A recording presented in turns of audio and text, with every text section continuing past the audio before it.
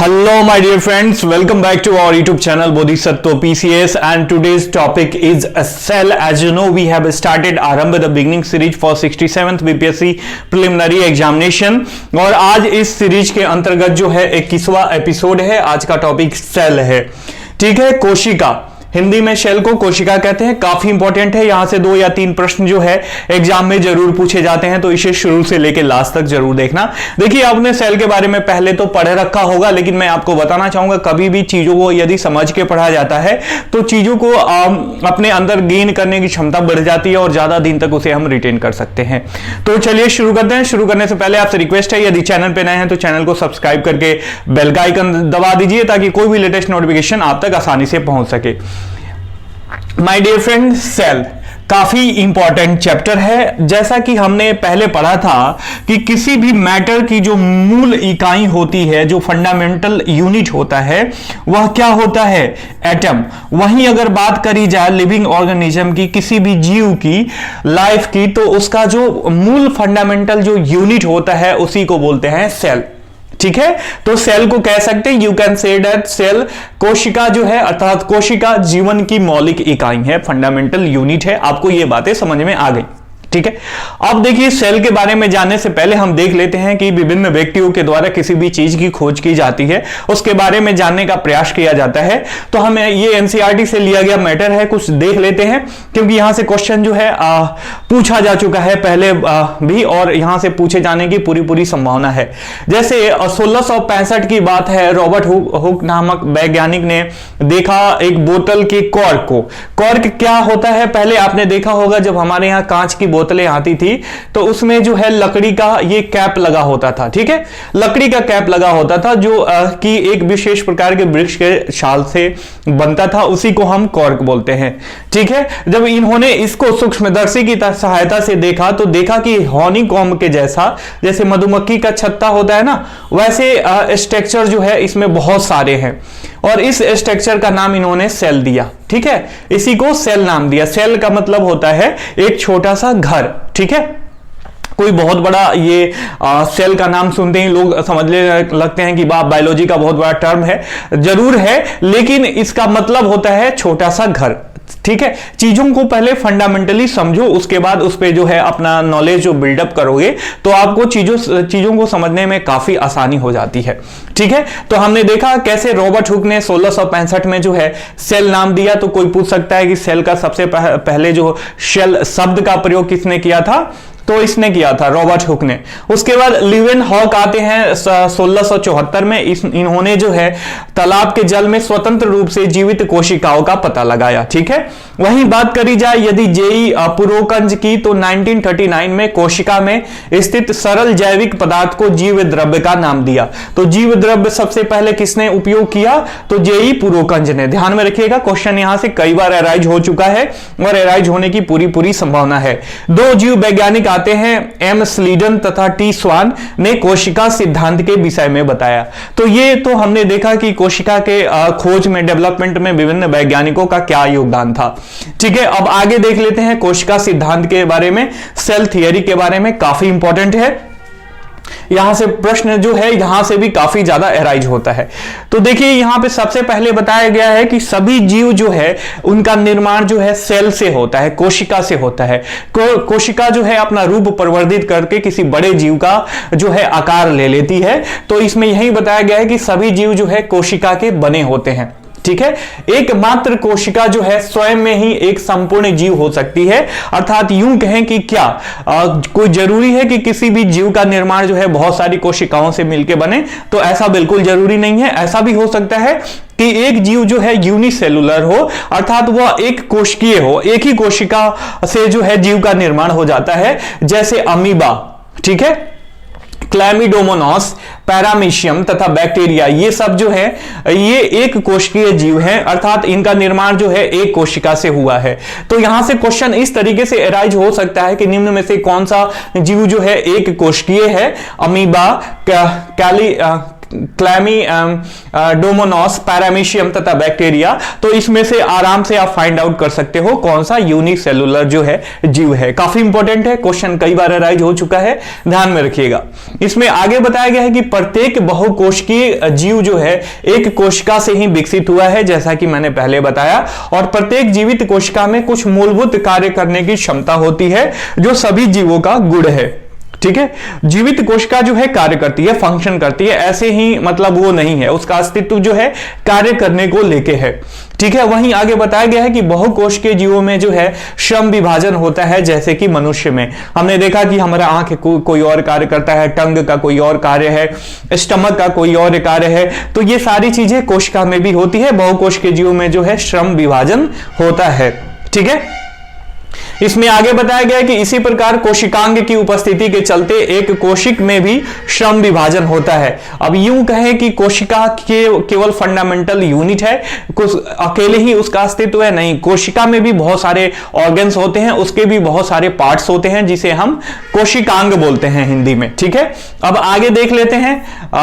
इसमें आगे बताया गया है कि सभी कोशिकाओं में जो है एक ही प्रकार के कोशिकांग होते हैं। ठीक है, सभी कोशिकाओं की बात करी जाए तो उसमें एक ही प्रकार के कोशिकांग होते हैं, न कि अलग अलग। ठीक है, काफी इंपॉर्टेंट है, ध्यान में रखिएगा। तो ये हमने देखा कोशिका सिद्धांत में क्या क्या थियरी दी गई थी। ठीक है, अब ये दोनों लाइन जो है ये रिपीटेड है, इसको छोड़ देना। ठीक है, अब हमने देखा कोशिका सिद्धांत के बारे में अभी तक। अब देख लेते हैं कि ये कोशिकांग, आपने देखा होगा कि हमने कोशिकांग की बात करी है, तो प्रत्येक कोशिका में 3 प्रमुख गुण दिखाई देते हैं। एक तो प्लाज्मा झिल्ली, दूसरा केंद्रक और तीसरा कोशिका द्रव्य साइटोप्लाज्म। ठीक है, अब इसके बारे में एक एक करके देखते हैं कि ये क्या है, प्लाज्मा झिल्ली क्या है, इसका क्या कार्य है, वैसे ही केंद्रक क्या है, इसका क्या कार्य है, कोशिका द्रव्य क्या है, इसका क्या कार्य है। ये सब कोशिका के अंग होते हैं। ठीक है, तो प्लाज्मा झिल्ली की बात करते हैं कि प्लाज्मा झिल्ली जो है क्या है, अर्थात प्लाज्मा मेम्ब्रेन क्या है, काफी इंपॉर्टेंट है। यहां से प्रश्न जो है कई बार एराइज हो चुका है और एराइज होने की पूरी संभावना है। ये देखिए कोशिका का बाइसेक्शन है, आपने देखा होगा कि यहां से जो कोशिका काटी गई है माय डियर फ्रेंड्स, तो ये जो सबसे इसका आउटर लेयर है ना, ये जो है सुरक्षित रहता है एक प्रकार की झिल्ली के चादर से। ठीक है, एक चादर से ये ढका रहता है जो झिल्ली के टाइप का होता है, काफी पतला सा होता है, जिसमें बहुत सारे जो है पोर्स होते हैं अर्थात छिद्र होते हैं। उसी को बोलते हैं हम, क्या बोलते हैं, प्लाज्मा झिल्ली। इसको क्या बोलते हैं, प्लाज्मा झिल्ली बोलते हैं। ठीक है, सेल मेम्ब्रेन इसको बोलते हैं। देखिए यहां पे सेल मेम्ब्रेन दिया गया है। ये कोशिकांग है, कोशिकांग के नाम जो है अलग अलग इसमें दिए हुए हैं, आप देख लेना। ठीक है, तो इसमें हमने देखा कि कोशिका की सबसे बाहरी परत जो है कोशिका के घटकों को बाहरी पर्यावरण से अलग करती है, जिसे हम ये प्लाज्मा झिल्ली के नाम से जानते हैं। इसे वर्णात्मक उपागम झिल्ली भी कहते हैं। अब देखिए इसको क्यों बोलते हैं वर्णात्मक उपागम झिल्ली, तो I would like to make you confirm that कि देखिए, अब देखिए कि क्या आप यहां पे ये सोच सकते हो कि कोशिका के भीतर, एक सेल के भीतर जो भी पदार्थ हैं या सेल के बाहर जो भी पदार्थ हैं, क्या इनका आदान प्रदान होता है इनर और आउटर एनवायरनमेंट से? तो जी बिल्कुल होता है। तो जब ये बहुत तेजी से कोई पदार्थ जो है कोशिका में प्रवेश करने की कोशिश करती है, तो ये जो सेल मेम्ब्रेन है अर्थात जो है कोशिका झिल्ली है या यूं कहे प्लाज्मा झिल्ली जो है, यह क्या करती है, यह इस वस्तु के वेग को, वेलोसिटी को जो है रिटार्ड करती है, उसको रोकती है कि नहीं भैया आपको इतने गति से सेल में नहीं प्रवेश करना है, आप अपनी गति धीमी करो। इसी तरीके से यह किस सेल के अंदर से कोई वस्तु को यदि बाहर जाना है और बाहर से अंदर जाना है तो उसको ये जो है रेगुलेट करती है। तो इसीलिए इसको बोलते हैं वर्णात्मक उपागम झिल्ली। ठीक है, यह जो है प्लाज्मा झिल्ली काफी लचीली होती है और कार्बनिक अणुओं जैसे लिपिड तथा प्रोटीन की बनी होती है। तो कोई कहे कि प्लाज्मा झिल्ली का निर्माण किससे होता है, काफी बार प्रश्न पूछ चुका है, तो यह लिपिड तथा प्रोटीन से होती है। ठीक है, इसमें आगे बताया गया है कि कोशिका झिल्ली का लचीलापन एक कोशिकीय जीवों में कोशिका के बाह्य पर्यावरण से जो है अपना भोजन तथा अन्य पदार्थ ग्रहण करने में सहायता करता है, और ऐसी प्रक्रिया को जो है एंडोसाइटोसिस बोलते हैं। क्या बोलते हैं? एंडोसाइटोसिस। अमीबा जो है अपना भोजन जो है इसी प्रक्रिया के द्वारा प्राप्त करता है। तो कोई पूछे कि अमीबा जो है अपना भोजन किस प्रक्रिया के द्वारा प्राप्त करता है, तो you can say that endocytosis. ठीक है, इसके पहले जो मैंने वीडियो डाला था वो एटम्स और मॉलिक्यूल्स के बारे में, वो बाय मिस्टेक डिलीट हो गया है। मैं अपने टेलीग्राम चैनल पे उसे शेयर कर दूंगा। नीचे दिए गए जो टेलीग्राम का लिंक है डिस्क्रिप्शन बॉक्स में, उसको आप क्लिक करके टेलीग्राम ज्वाइन कर सकते हो। वहां पे मैं डेली एमसीक्यू भी डालते रहता हूं ताकि आपकी तैयारी का जो है जायजा होते रहे। ठीक है, अब देखिए, हमने देखा कि जो सेल मेम्ब्रेन है उसका कार्य है कि किसी भी वस्तु के गति को जो है सेल से बाहर या अंदर जाने में वो रेगुलेट करती है। तो अब यह गति किस प्रकार से होती है? जैसे कुछ पदार्थ, मान लीजिए कार्बन डाइऑक्साइड, अर्थात यूं कहें कि CO2, ऑक्सीजन O2 कोशिका झिल्ली के आर पार विसरण प्रक्रिया के द्वारा आ जा सकते हैं। अब विसरण प्रक्रिया क्या है? जैसा कि आपने पहले की क्लासों में पढ़ा था, डिफ्यूजन। यहां पे ध्यान में रखिएगा, ये डबल F है। ठीक है, डिफ्यूजन का मतलब क्या होता है? विसरण। इसमें होता क्या है कि हाई कंसंट्रेशन से लो कंसंट्रेशन की ओर किसी भी वस्तु का फ्लो होता है। मान लीजिए कि ये एक स्रोत है और ये दूसरा स्रोत है। इसमें CO2 का यदि हाई कंसंट्रेशन हो और इसमें CO2 का यदि लो कंसंट्रेशन हो, तो यहां से CO2 का फ्लो जो है लो कंसंट्रेशन की तरफ होगा और जो है एक दूसरे का जो है ये बराबरी करने की कोशिश करेंगे। तो इसी को बोलते हैं विसरण प्रक्रिया के द्वारा आदान प्रदान करना। उसी तरह यदि O2 का यहां पे हाई कंसंट्रेशन है और इस एरिया में लो कंसंट्रेशन है, तो O2 जो है यहां से इस तरीके से मतलब लो कंसंट्रेशन की तरफ जाएगा। इसको भी क्या बोलते हैं? ये डिफ्यूजन के प्रक्रिया के द्वारा ही होता है। जल भी एक तरीके से विसरण के नियमों का अनुकूलन करता है, और जब जल के अणु की गति ये वर्णात्मक झिल्ली, ठीक है, यहां पे वर्णात्मक द्वारा हो तो उसे परासरण कहते हैं, इसे ऑस्मोसिस बोलते हैं। ठीक है, मतलब यूं कहें कि जल का जब आदान प्रदान कोशिका के अंदर और बाहर होता है तो उसे क्या बोलते हैं? हम ऑस्मोसिस बोलते हैं। तो हमने यहां पे समझा कि डिफ्यूजन क्या होता है, जो कि ऑलरेडी पहले की क्लास में भी हम समझ चुके हैं। और ऑस्मोसिस क्या होता है? जल के अणुओं के द्वारा जल के अणुओं का जब आवागमन कोशिका के अंदर और बाहर होता है तो उसे हम ऑस्मोसिस बोल सकते हैं। ठीक है, जंतु कोशिका अथवा पादप कोशिका। अब कुछ एग्जाम्पल लेते हैं, हम देख लेते हैं। यहां से निकल के आता है जो है अल्प परासरण दाबी विलयन, सम परासरण दाबी विलयन और अति परासरण दाबी विलयन क्या होता है।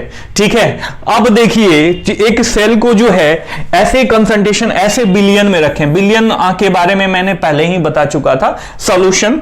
ठीक है, ऐसे सॉल्यूशन में रखें। मान लीजिए कि ये एक टब है। ठीक है, इसमें जो है वाटर और नमक का ये घोल रखा हुआ है। इसमें किसी सेल को डाल दें, मान लीजिए एग को डाल दें, और एग के अंदर का जो है कंसंट्रेशन पानी का जो है ज्यादा है। मान लीजिए यहां पे H2O का कंसंट्रेशन यहां पे ज्यादा है और इसमें जो है लो है, तो यहां से पानी निकल के इस एरिया में जाएगा। ठीक है, बाहर वाले आपके उसमें जाएगा, बाहर वाले इन्वायरमेंट में, सॉल्यूशन में। तो इसे बोलेंगे अल्प परासरण दाबी विलयन। ठीक है, सम परासरण दाबी, परासरी विलयन किसे बोलते हैं? सम परासरण, मतलब इसमें जो है इक्वल है कंसंट्रेशन, दोनों तरफ इक्वल है। मान लीजिए अंडे को ही रखें किसी ऐसे सॉल्यूशन में, जिस सॉल्यूशन का जो है कंसंट्रेशन जो है अंडे के अंदर के जो है इन्वायरमेंट है उसके कंसंट्रेशन के बराबर है। तो यहां से जो जितना जल जाएगा बाहर, उतना ही जल इसके अंदर आ जाएगा। तो इसे क्या बोलते हैं? सम परासरी विलयन। काफी इंपॉर्टेंट है, ध्यान में रखिएगा। और अति परासरण दाबी विलयन का मतलब यह हुआ कि यहां पे जो है बाहर वाले इन्वायरमेंट में जिस सॉल्यूशन में अंडे को रखते हैं, हम एक उदाहरण लिया है हमने एग का, तो यदि इसका कंसंट्रेशन यहां पे मतलब H2O में हाई कंसंट्रेशन हो और यहां पे लो कंसंट्रेशन हो अंडे के सेल के अंदर, तो क्या होगा, यहां से जो है, यहां से वाटर का मूवमेंट जो है सेल के अंदर होगा, तो इसे बोलते हैं अति परासरण दाबी विलयन। ठीक है, इसी तरीके से जो है आपने देखा होगा कि चना जो है हम रखते हैं और सुबह देखते हैं तो वो फूल जाता है। क्यों फूलता है, आप नीचे कमेंट करके बताओ। काफी इंपॉर्टेंट है, आई होप कि आपको चीजें समझ में आ गई होंगी, आ रही होंगी। आगे बढ़ते हैं, अब देख लेते हैं कोशिका भित्ति क्या है, सेल वॉल क्या है। ये भी एक कोशिकांग है। देखिए सेल वॉल, सबसे पहले I would like to make you confirm कि सेल वॉल जो है, सबसे पहले इसके बारे में आपको ये जानना चाहिए कि ये प्लांट में पाया जाता है। ठीक है, प्लांट्स में ही केवल सेल वॉल पाया जाता है, न कि जीवों के सेल में। ठीक है, सेल वॉल ये बाहरी परत है, ये सुरक्षा प्रदान करता है, पौधों को दृढ़ता प्रदान करता है। ये सारी चीजें आपको पता होनी चाहिए। ठीक है, ये प्लांट सेल का डिजाइन है, आप इसको देख लेना और देख के समझना। कभी भी फिगर देख के समझने की कोशिश करो तो आपको चीजें जो है याद रहेंगी। ठीक है, जैसा कि मैंने पहले बताया कि सेल वॉल जो है केवल पादप कोशिकाओं में पाया जाता है और यह मुख्यतः जो है सेल्यूलोज का बना होता है। सेल्यूलोज जो है, मैं आपको बताना चाहूंगा, ये सेल्यूलोज बोले या सेल्यूलोज बोले बराबर है, बहुत ही जटिल पदार्थ होता है और पौधों को संरचनात्मक जो है यह दृढ़ता प्रदान करता है। इसमें आगे बताया गया है कि एक नोट्स में काफी इंपॉर्टेंट है, ध्यान में रखिएगा, केवल जीवित कोशिकाओं में ही परासरण द्वारा जल और शोषण की क्षमता होती है, न कि मृत कोशिकाओं में। तब यहां से आपसे कोई क्वेश्चन पूछे कि निम्नलिखित में से दिए गए निम्न वाक्यों में से कौन से वाक्य सही हैं, और ये स्टेटमेंट हो कि केवल नहीं, जीवित और मृत दोनों कोशिकाओं में परासरण की क्रिया पाई जाती है, परासरण के द्वारा जल का शोषण होता है, तो आप उसको गलत मानोगे, क्योंकि यह जीवित और मृत कोशिकाओं में नहीं, केवल जीवित कोशिकाओं में ही परासरण के द्वारा जो है जल का शोषण होता है। ठीक है, तो हमने ये समझ लिया सेल वॉल के बारे में। सेल वॉल जो है पौधे में ही पाया जाता है और सेल्यूलोज का बना होता है। अगला हमारा सेल ऑर्गन है न्यूक्लियस। काफी इंपॉर्टेंट है, ये समझ लीजिए कि ये केंद्रीय भूमिका निभाता है किसी भी सेल में। ठीक है, और उसके निर्माण में जो है बहुत महत्वपूर्ण भूमिका निभाता है। इसके बारे में हम देख लेते हैं। कोशिका का सबसे प्रमुख अंग कोशिका के प्रबंधक के समान जो है यह कार्य करता है, और यह जो है केंद्रक के चारों ओर दोहरे परत का एक जो है लेयर होता है, जिसे हम केंद्रक झिल्ली बोलते हैं। जैसे ये मान लीजिए न्यूक्लियस हो गया ना, तो इसके चारों ओर जो है ये मतलब इसको प्रोटेक्ट करने के लिए, मतलब ये समझिए कि सेंटर है, सेंटर को प्रोटेक्ट करने के लिए बाहर से कुछ मेम्ब्रेन टाइप का कुछ लिपटा हुआ है। उसी तरह जैसे कि सेल के बाहर से जो प्लाज्मा झिल्ली थी, उसी तरीके से न्यूक्लियस को जो है प्रोटेक्ट करने के लिए एक तरीके का जो ये है मेम्ब्रेन से यह कवर होता है। ठीक है, और इस झिल्ली में जो है छोटे छोटे छिद्र होते हैं, और इसी के द्वारा केंद्र के अंदर का कोशिका द्रव्य केंद्र के बाहर आ जा पाता है। इसमें आगे बताया गया है कि केंद्रक में क्रोमोसोम होते हैं, अर्थात गुणसूत्र, हिंदी में इसे गुणसूत्र बोलते हैं, जो कि कोशिका विभाजन के समय छड़ के आकार का दिखाई देता है। ठीक है, यदि आगे बात करें तो इसमें बताया गया है कि क्रोमोसोम जो है, एक मिनट, क्रोमोसोम में जो है आनुवांशिक गुणों की जो सूचना होती है वह माता पिता में डीएनए अणु के रूप में जो है अगली संतति में जाता है। ठीक है, ये क्रोमोसोम का देखिए ये स्ट्रक्चर है, आप देख लेना, इसे पी आर्म, क्यू आर्म और ये सेंट्रोमियर यहाँ पे है, इसका मेन जो डिफ्यूजन पॉइंट है।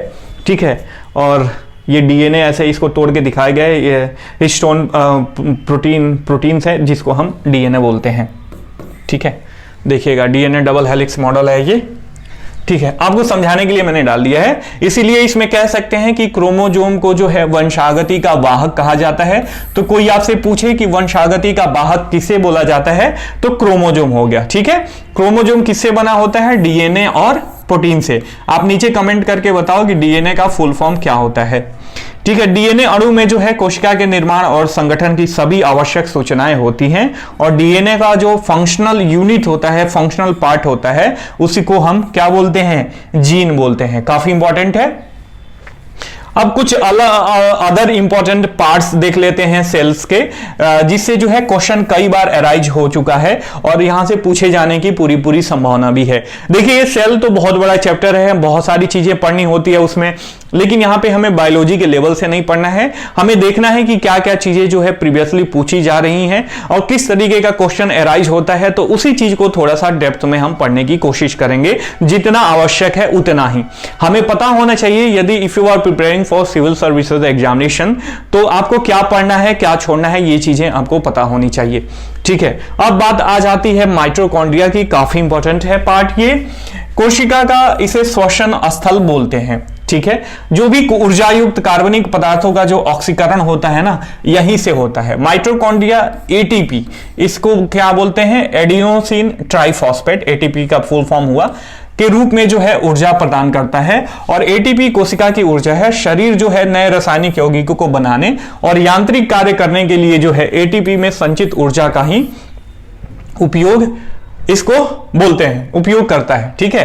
तो कोशिका का श्वसन स्थल क्या होता है, पावर हाउस क्या होता है, इसको ये माइटोकॉन्ड्रिया है।